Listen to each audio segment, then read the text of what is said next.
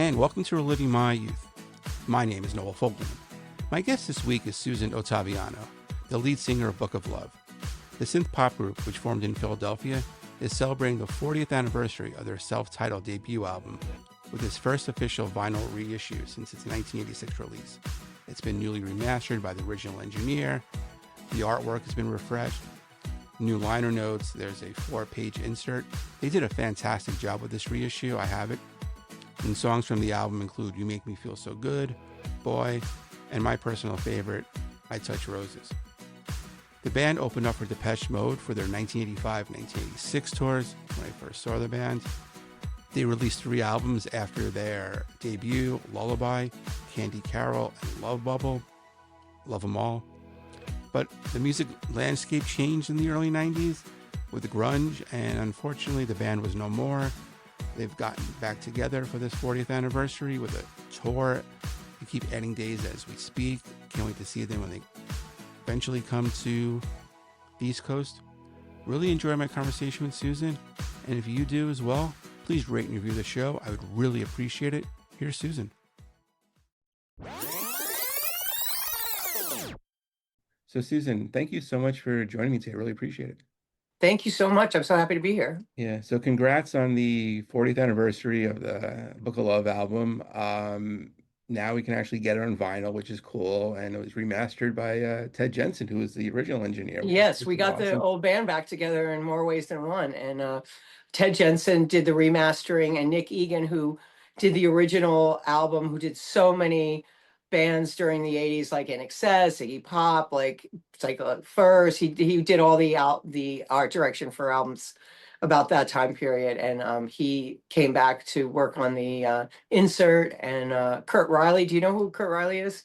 He's a journalist from the time period as well. He did the new liner notes, so it was really fun to work on. Yeah, and just like, what do you think now about this whole like vinyl like revival? I mean, I love it because I love physical copies of music, but like, yeah, I mean, it's really exciting. And we used to, now I forget completely about scoring an album, like, side A and side B. That really went away. But the fact that you don't have art anymore, that was something growing up. You're just poring over the artwork and trying to find meaning in it, and it was such an exciting part of conveying the mood of the group as well. Yeah, because I always felt like artwork kind of, if you just see it in a story, you're kind of drawn to it and you really want to like, oh, this is, you're intrigued. Now it's just like everything is just streaming. It's like no really. Yeah, it's a different process. We've been talking about it a lot because that even all the English imports, how difficult it was to, find them and hear them. And there was a whole sort of underground way of consuming music back when we first started. Yeah. Like, what are your thoughts now about like just the music industry in general, like streaming and everything like that?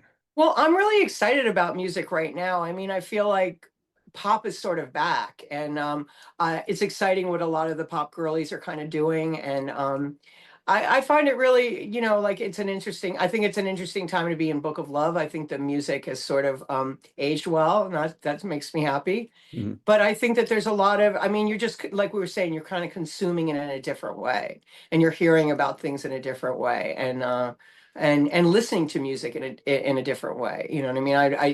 I'm mostly listening to things on headphones first. That's how I'm kind of like, discovering things for the first time, and then I might play that, in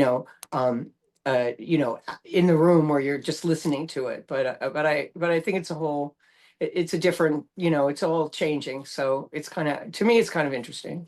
Yeah, I mean, it feels like a double-edged sword because you can discover a ton of great music. You have any song ever made at the palm of your hands, but the artists don't get paid shit. I know. And the record companies are not making any money. So if they kind of sucked before, it's really a challenge now because they're not, they were so fat and making a lot of money during the 90s. They had a lot more that they could, do for you, and they were making more money. So it's an interesting, like business model, I mean, being an artist just isn't the best way to pay the bills. If you're Taylor Swift, I mean, that's, but yeah, because I feel now like the artists do all the work, they can just post their music on any sites and then they don't even have to get signed anymore. There's so Well, many that's the independent artists. freedom. Like in Yeah, our era, you had to get signed right, you had to get signed to work in a pro studio. You had to be one of the, like 100 bands that got signed that year. And if you weren't, you couldn't play in the game. And now it's kind of cool that you can, promote yourself and you can play in the game, just like with influencers and stuff like that. You're not, you don't have to completely rely on, the man to sign you. So that's one thing. But now we have more, there's just more content, so it's hard to kind of get through all of it as well. It just stands out. right. Yeah, the good thing is anyone can do it, but also the bad thing is anyone can do it. Exactly. Yeah, So it's both, and the same way with creating music. right, I mean, you couldn't have access to the instruments that we had access to in a pro studio. Now everybody could do that and they could make it in their house. So it's not as exclusive. yeah. So what was the one moment that you kind of knew this is what you wanted to pursue? Well, I think when I was in art school, like I think the music was very immediate, and being in a band was, making my art was fun, but being in a band was very exciting. Mhm. And you had a gig on Friday, and you got directly to people, and so that was I definitely feel like it was easy to choose that first, and when we moved to New York, I guess I was just really excited by the whole process. And then when Book of Love formed, we were sort of, kind of dabbling with our sound. And then when Ted created Boy, when he wrote Boy, that was the start of the Book of Love era, the sound of Book of Love. Right. And what were you guys like day jobs when when the band first started? Well, we were out of our day jobs very quickly. I Okay. mean, we were on Depeche Mode tour by the time we were like 24, but or 23.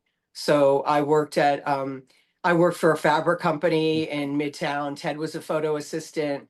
Jade was a designer, a junior designer. So we didn't work that long. I mean, I just remember I was thinking about it lately that like they were like about to fire me because I had to take all these calls from Warner Brothers, and Yeah. we came up with a plan that I could take calls. I could leave for lunch hour and I could take my phone calls during that time, but I wasn't allowed to, be working the band all day. Right. So It when was he my did leave, secretarial job, yeah. So when he did leave, it was kind of like mutual. It's like, I'm leaving. It's like, okay, goodbye. Fine. Well, they were not, like I was ready to go, but I mean, you're so young. I didn't work for very long. So Yeah. I was extremely lucky that we were able to have that opportunity. But everybody was supportive when the band, kind of took off. And that was nice to see, when we were on the radio and Yeah. family members listening, and, it was exciting. Yeah. So I usually end with this question, but I'll mention it now since you mentioned like the radio. I was in Old Navy like 2 weeks ago, and I heard Modigliani on in the store, and I'm like, oh, it's kind of cool, just great. So do you remember where you were the first time you heard like Boy on the radio? Well, I think we heard Boy on LIR, Yeah. WLIR, but, we didn't get it that well in the city. Right. So, um, we didn't always hear it. So we were told we heard it, what I mean, that they heard it. Yeah. So sometimes, your 15 minutes of fame, you kind of like miss it. You know what I mean? Like you Yeah. kind of are not always there. I mean, I remember one time when I was in my apartment and I went into the hall to take the elevator and I heard somebody playing Pretty Boys in the like one of the apartments. I Yeah. was like, oh, that's exciting. Like it's a weird thing when you might hear things and feel like goosebumps, and when you kind of heard something a lot, you might not, it's kind Yeah. of weird. Right. And like LIR was so influential and like Yeah. that And during that's that what I was time. saying about my Yeah. family. There's this thing called Screamer of the Week, and you Right. would vote for the top new song of the week. And I remember we had all our family members and my brothers and sisters were in high school, and everybody was voting for our song. And Yeah. it was very exciting because before that, nobody really took us seriously. Right. So the fact that we were, kind of all over, radio, that people listen to. I mean, people our age at the time, LIR was a beloved um, alternative station. Yeah, absolutely. Did you watch the documentary about the? We're in the documentary. I know. Yeah. Yeah, So I guess you need to watch it. yeah, I did Yeah. watch it. Yeah. Yeah. But So that's when they reminded me that they went to Meet the Boat and get the records. And then there was a show called Meet the Boat on right. on that they did, and it was actually about that they would, Right. and that's the first time we would hear, like, it seems crazy now to say that you couldn't just send the song, Right. that they had to actually get the, OMD record, the physical copy, and play it. Right. Yeah. So I saw you guys open up for Depeche Mode the second time in '86 at Yeah. Jones Beach, and Oh yeah, did we play Jones Beach? Okay. yeah. So and that was great because the album had already come out, but the year before the album didn't come out yet. So how many songs did you like have for that tour? We have been debating that because I think we had enough songs for the Depeche Mode show because that was only 30 minutes. Right. But we're working on some songs from the new album right now, from the first album right now. Yeah. And we don't really remember if we ever played them. And I was saying to Ted, I mean, we had to do White Lies. I mean, we only Yeah. had 10 songs. I think Yeah. when we played the Ritz, the first time we played Boy twice, because at that time we didn't even have 10 songs. Yeah. So when you do that, I mean, is the crowd receptive? Do you like to hear the same song again? I think we only did it once and I don't Okay. remember. I'm Right. sure it's not a good idea and I don't really recommend it. Yeah. So what was like that tour like with Depeche Mode? I mean, because you guys just started and all of a sudden you're performing with Yeah, a it band. was a whirlwind because we didn't really have any experience and we probably had never played for more than 200 people. And then all of a sudden we're playing these, large venues. So every night was an experience and learning how to be on a big stage. You really hit the ground running and like, we'd have a meeting after each show and discuss like, okay, what can we do to improve Yeah. this tomorrow night? But Right. it was great and they were really, wonderful to us and it was a great experience.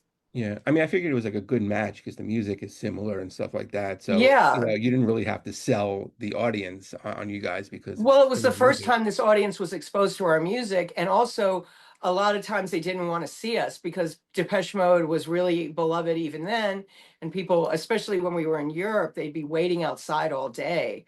So they weren't that happy to see this band that they've never heard Yeah. of before. But I mean, that's how a lot of people were first introduced to our music, and people say that to this day. So Yeah. And you mentioned Boy earlier.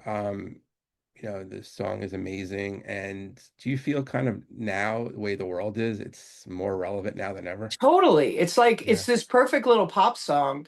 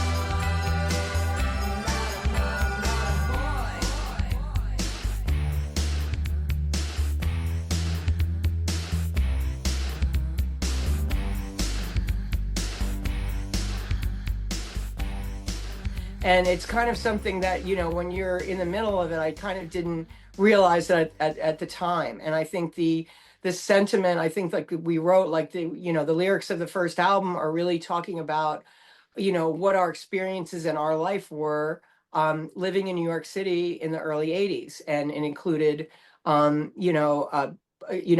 being allowed into a gay bar and a lot of other things. So that was sort of our life. And I think with gender issues being so, a hot topic right now, I think it also really, people relate to the fact of being an outsider. I think that's the biggest thing about Book of Love and what our audience really related to, about looking for sort of what music did for me, a place that they feel like they're seen and heard. And I think Boy spoke to people who felt, you know, outside. Yeah. So I'd imagine like after a show, people come up to you and just express how important that song was, Yeah, and at the beginning, we didn't really know the power of it. I mean, Ted said, and I kind of remember that we were kind of considering changing the lyrics. Hmm. And, you know, we were like, is it stupid? You know what I mean? But that's how like things go. It's so interesting to think about that now, you know, that it really struck a chord. And I know how I feel about music that struck a chord for me, or it just hit me in a certain way. So it's great to be a part of that. Yeah. So what was this, like a song or an artist that struck you that way?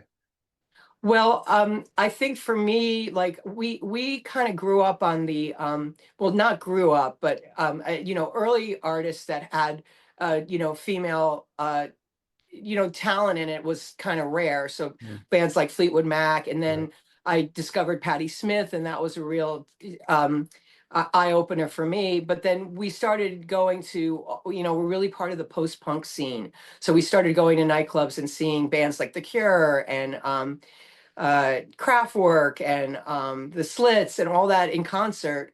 And that was really our education. And that's what made us want to kind of form our own band, because a lot of bands that were art school bands and people that were, self-taught were starting bands at that point. So I guess we felt entitled to do the same. Right. I know when we talked about it before we started that, you're originally from Stanford, and I Yeah. lived there, and I guess Ted was there as well. Ted So and I went to high school together. right. So was that something even back then you knew that musically, No, we didn't. I mean, Ted and I came together because we were both in the art department Mm, in high school in West right, Hill. That's where we went. right. I'm saying it because you know Stanford. Yeah. So that's how we first met each other, and we became friends. And then when we both went to different art schools, we started listening to music. Ted is my biggest musical influence out of Mm, anybody, any artist. right, He's really the one that really taught me about music and really taught me like understanding music and more the composition of music, even though I don't really know what he does. But right. um, we also used to practice with my parents. We had like a stage in the basement, and that's a little TMI, but Right. we would be playing and writing songs, like long, like songs, just sort of like having fun together. And then we would drive into New York City and go to Hurrah's and see a band there. I'm trying to think who we saw at Hurrah. Lena Lovitch, Okay. lots of things. I can't remember. Right. But so that was our kind of, especially over the summers, we would be practicing at my parents' house. They'd be like, shut up, Yeah. and then we drive in and we'd see these great bands. And then we slowly started, it just became more and more important. And then, we started to do it in Philadelphia. Jade and I were in a band in Philadelphia. And then when we moved to New York, we, you know, I always wanted to work with Ted because he was a great songwriter. From the get-go, he was totally self-taught, and I was always amazed. Like, he played by ear. Like, how did you learn to do this? I was always so impressed with his work. So I was excited to be able to do a band with him. Right. What was the first song that he wrote? I wanted to ask him that because it's either Still Angry or Happy Day. I don't know if Still Angry was before Happy Day. It might have been. Or it was Happy Day, which sounds more like a Book of Love song Yeah. than, it's like interesting about developing the sound. And then we had those songs, Happy Day, Still Angry. Then I don't know where Book of Love, the song, came in, Yeah. but then it was a real watershed moment when wrote Boy, because that was sort of like, this is the future, this is the sound and vision of this group. And you know, it's kind of what I always wanted. So I was, you know, thrilled. And I didn't know the, you know, the magnitude of Boy or the power of Boy yet, but Yeah. I was And down. right, absolutely. And another song that is like really about empowerment is I Touch I Roses. Touch Roses, and And that's the yeah, sound of Book of Love.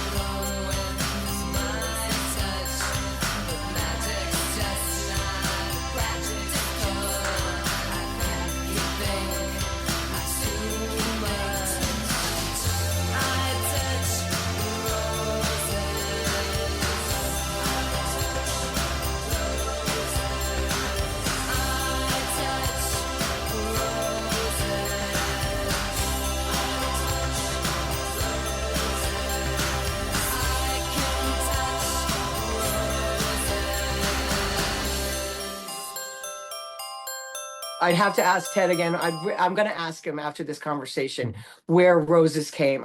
You know, I think it's probably all around the same time then. I just know that those two were first.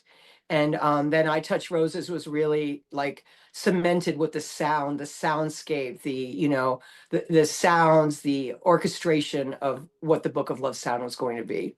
Yeah. So I'd imagine when you first read the lyrics to even both those songs, you were kind of blown away.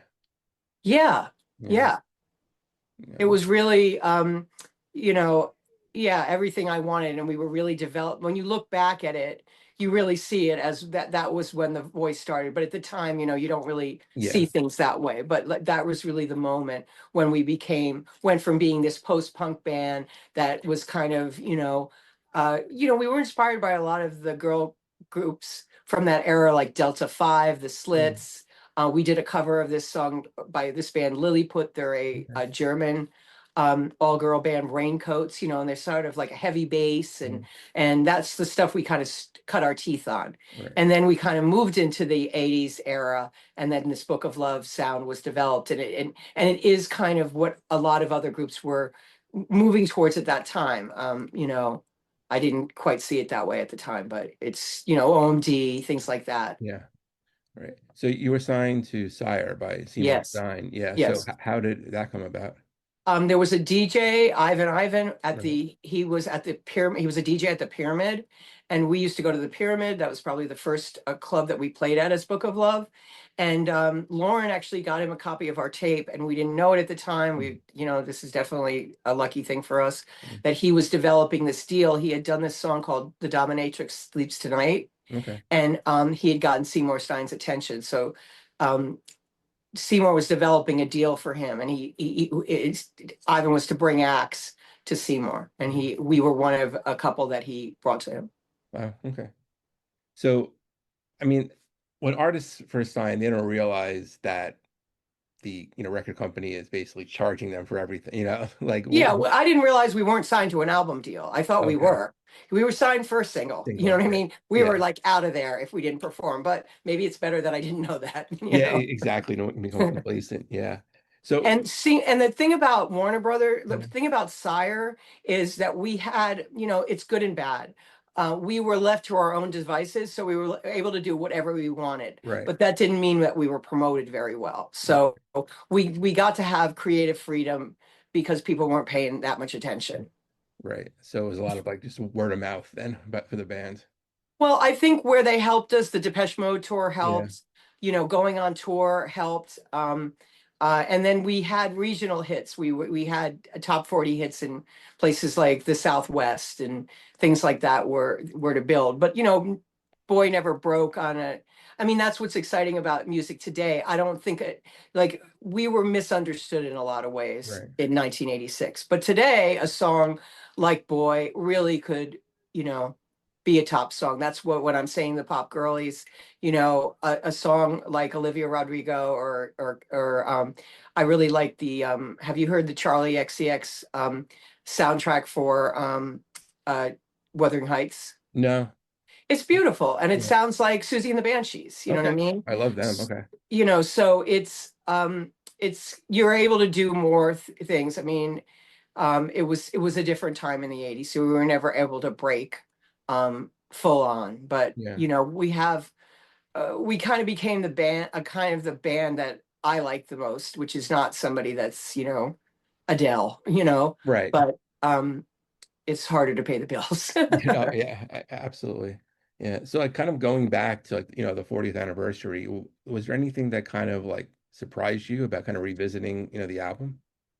I think that it's aged so well and it sounds really good and it sounds current in a lot of ways and lyrically it's very current and you know, I'm feeling like, yeah, we did some of these things first. I mean, people did it before us as Mhm. well, but I feel, you know, I feel lucky that we have a 40th anniversary and we were able to contribute to music the way we did, you know, Yeah.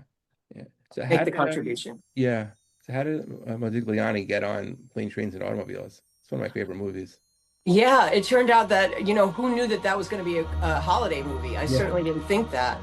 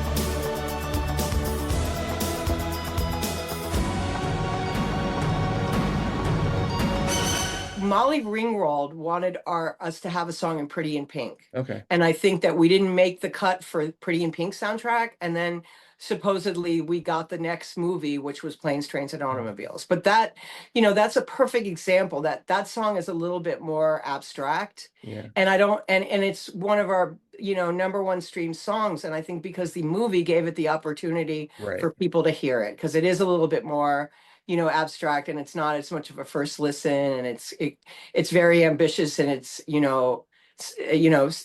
musically, Hmm. but like when you have this opportunity to be in a soundtrack or on a TV show, you get exposed to a new audience, and that's great. Yeah. You kind of feel like the soundtrack has kind of gone away.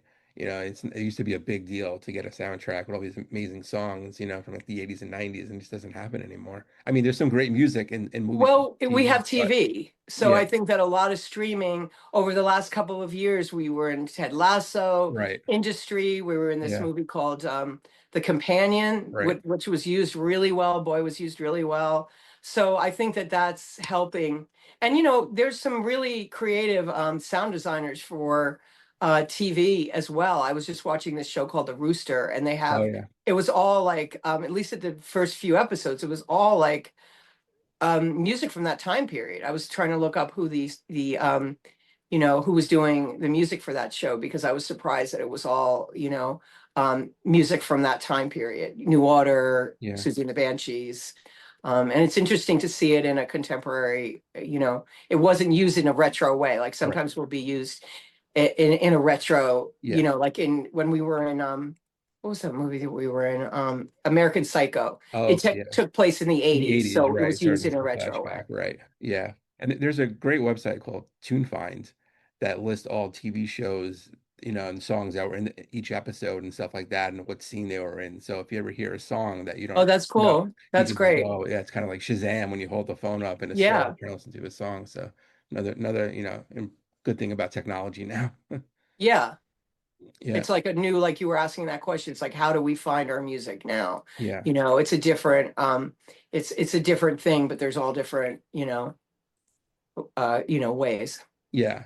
And another way was Silence of the Lambs. You hear a song Sunny Day in Yes. there, which, Yeah, I'm sure that helped and, got the definitely. Sunny Day was in yeah. Silence of the Lambs, and Lauren was in Silence of the Right, Lambs. exactly. So that was a real fun thing, and it was great. And I think we had just finished maybe we hadn't even finished our third album, and Lauren played the album for Jonathan Demme, Yeah, and he ended up putting Sunny Day in one of the scenes. right. That's great. Yeah, fantastic movie. Yeah. It's a great movie. Yeah, it still holds up. Still holds up to this day. And then the second album, Lullaby, which was great. How did you guys get Flood to produce it? Well, Seymour was really instrumental in that, and he sort of let us go to England and interview a bunch of producers. We actually met with Stock Aitken and Waterman, which were very well-known producers at the time, except they didn't really want that much of the band's input on their Right. work. But we really wanted Flood, and he had just done Joshua Tree, and I don't think he had worked with Depeche Mode yet at that time, but he was definitely on our radar, and he was totally game and he was such a good sport about so many kind of crazy things that we came up with, like recording the organ at St. John the Divine Church up in Harlem. And it was such a great, he was wonderful. Right. And they always say you have like your whole life to create your first album, like 6 months Yeah, to the second. So was there like a lot of pressure on like you guys and definitely. Ted? And I think I learned a lot by that, because I think, when you're younger and you have this, desire, and I feel like I had endless things that I wanted to say.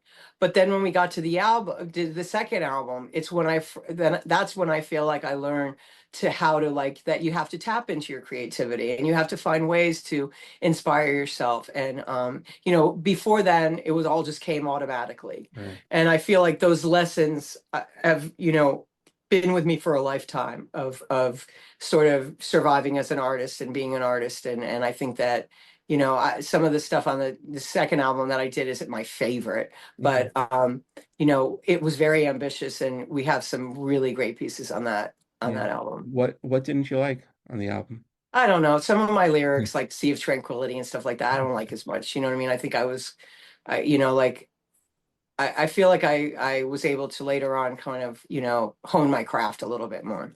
Right.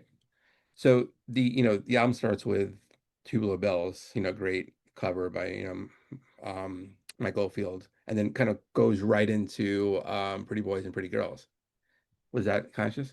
It was so amazing. It's like they were working on Tubular Bells, and we were talking about this recently, and it's like they were just kind of going crazy on it, and I was Yeah. like, "What are you guys doing?" You Yeah. know what I mean? Like this, I don't know if this is such a good idea. It seems a little like over the top, you know?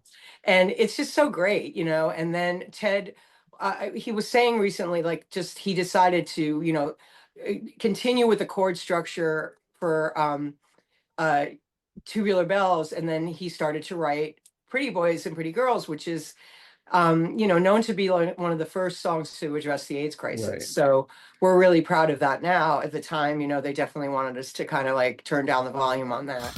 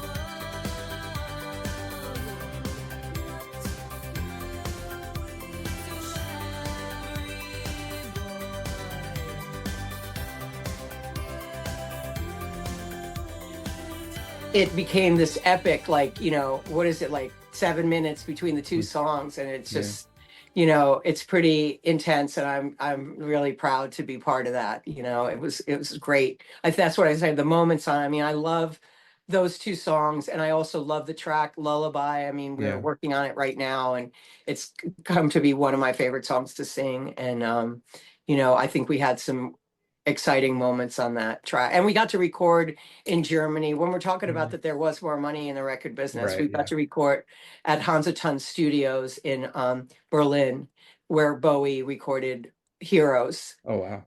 And so that was really exciting. Yeah. So it was a very ambitious and exciting album to work on. Right. Yeah. I always say the two biggest job creators in the arts are the Beatles and Bowie. Everyone is Yeah. usually influenced by one I'm of those not talking two. about Bowie that much, but if you had Ted, it's all about Bowie, and it's all Right. about Low. And Yeah. Bowie Yeah. is the inspiration. And you're getting me, so I'm talking about some of the things that influenced me Yeah. more. But Bowie is definitely the what would Bowie do? Right. Yeah. Well, I mean, you guys cover sound and vision, so Yeah, yeah. yeah, which was great. Yeah. I have to ask, one of my favorite songs on Candy Carol is Orange Flip. Oh, thank you. I'm Yeah. glad you like that Yeah. one. What's the story behind that one? It's really it's kind of a double entendre, but it's all also about an orange colored lipstick called Orange Flip. Okay. But it's sort of like a sexy song, like Yeah. kind of a double entendre, as I would say. Right.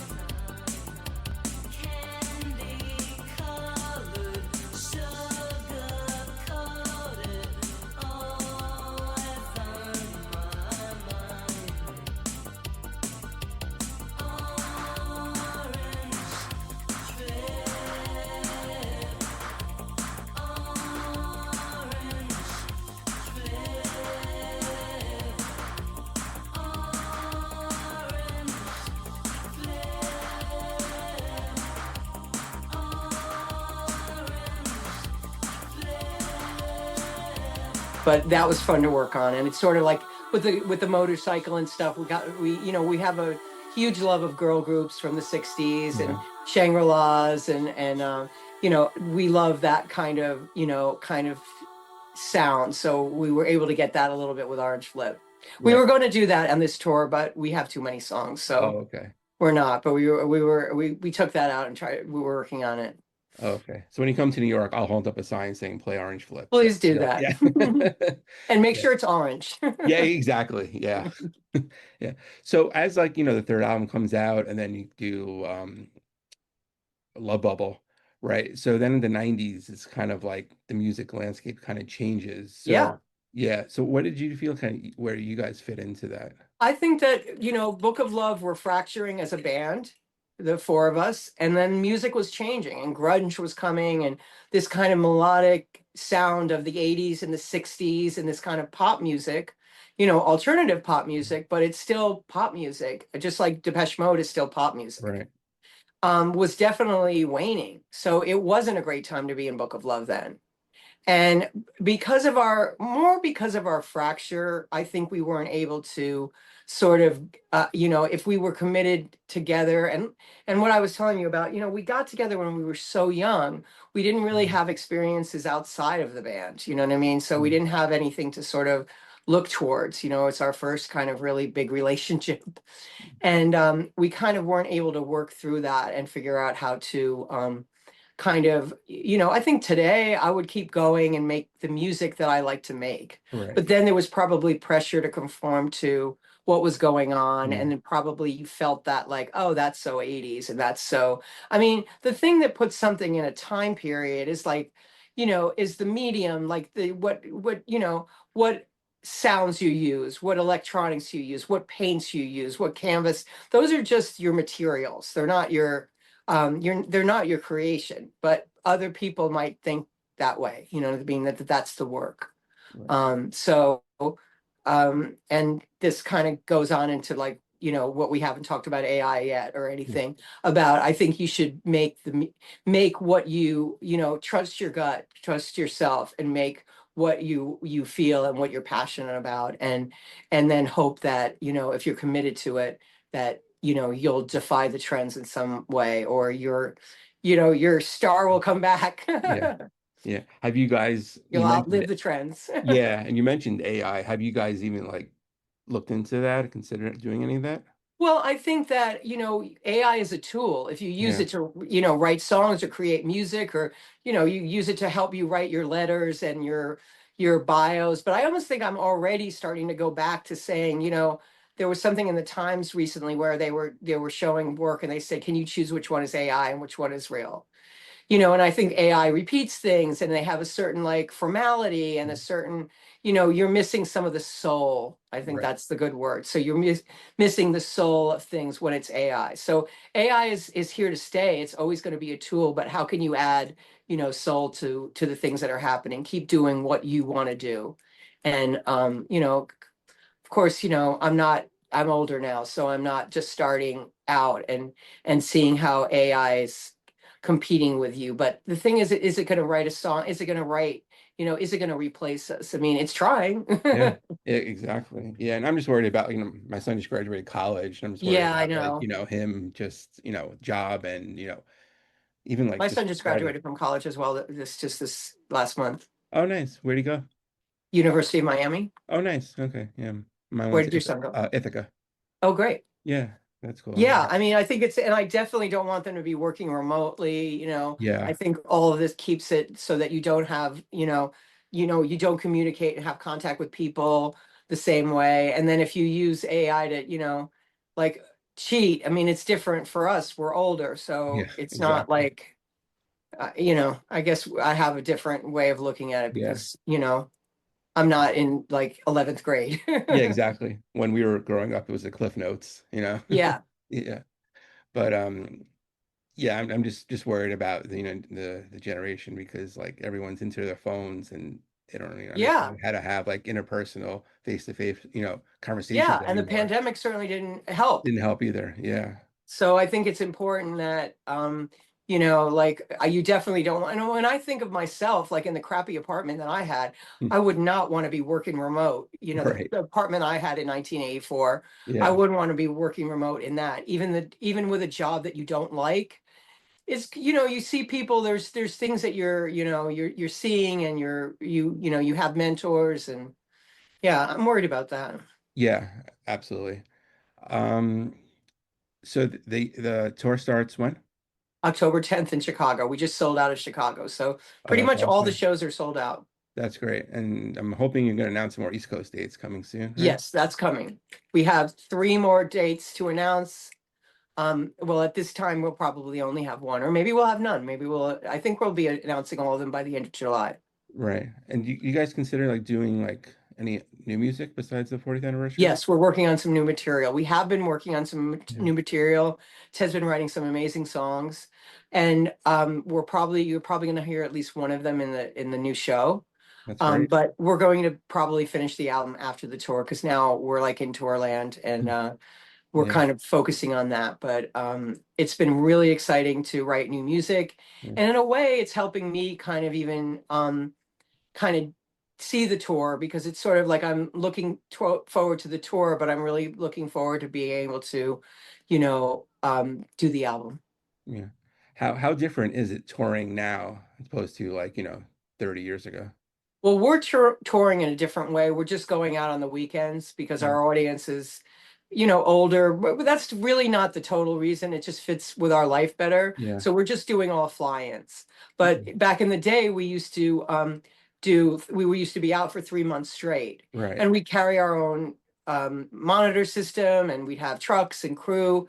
And we can't, bands really can't afford to do that kind of thing now. They can't, unless they're really, I don't know exactly how they're doing it. Yeah.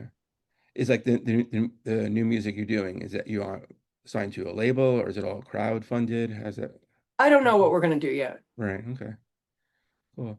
But I mean, Rhino still owns all our catalog. right. Okay. Are you still doing the food styling? Yes. Yeah. Is it different now since, like, magazines are kind of Yes. gone? So it's like, the pivot is the process. And I think that it's helped me as a musician and as an artist, that you always have to change. And I was a stylist for magazines. That was the main thing I did for 20 years, and they're all gone. So now I work with, now I do a little bit of it all. So now I'm doing food, but I'm also doing props, and I'm doing wardrobe. And we have a lot of different clients, like, one of our biggest clients now is like weed companies, because it's like the new liquor business. Right. So so I'm doing wardrobe, and and I enjoy it. And I'm, working with a lot of young people. So that's exciting for me as well, to learn about, to keep yourself current and to learn about new things. But I think unless you're always going to be able to move on and change, and in styling, just like, music, a couple years ago, I was like, okay, you're out, you're done with this one. You're a survivor in this business as well. And then by leaning into it a little bit more, I feel like I have another life. So I guess I kind of feel like you should do that with everything. Yeah, totally. But congrats on the album. Thank you so much. It's out now. You can get it on Rhino Records. Yes. Looking forward to the tour when you finally announce some, more East Coast dates. And yes, please tell me, and I would love you to be our guest. I appreciate that, and best of luck. Thank you so much.